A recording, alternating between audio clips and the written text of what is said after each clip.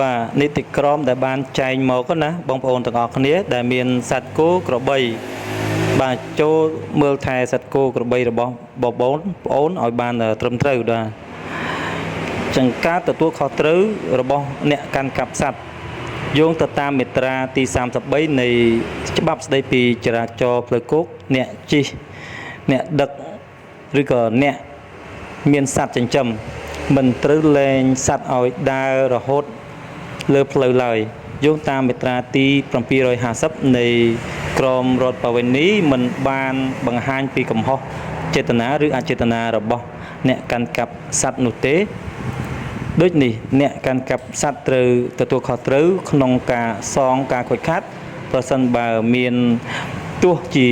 នៅពេលដែលអ្នកកាន់កាប់នោះបង្ហាញថាខ្លួនបានគ្រប់គ្រងដោយត្រឹមត្រូវនិងគ្មានកំហុសក៏ដោយចំពោះលក្ខខណ្ឌនៃការទទួលខុសត្រូវរបស់អ្នកកាន់កាប់នេះទៀតសោតគឺត្រូវតែជាអ្នកកាន់កាប់សត្វដែលបាន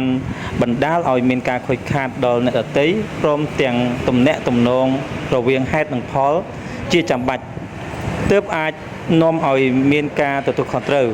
ការពិចារណាលើលក្ខខណ្ឌចំពោះអ្នកកាន់កាប់សត្វគឺមិនចាំបាច់ថាអ្នកកាន់កាប់សត្វ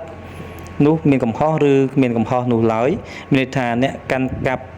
ត្រូវតែទទួលខុសត្រូវដោយគ្មានកំហុសដែល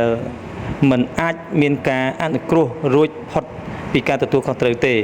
ឧទាហរណ៍ការបណ្តែតបណ្តោលឲ្យសត្វគោក្របីរបស់ខ្លួនដើរពីកាលើថ្នល់ហើយសត្វបង្កឲ្យអ្នកដទៃមានគ្រោះថ្នាក់ចរាចរណ៍ជាដើម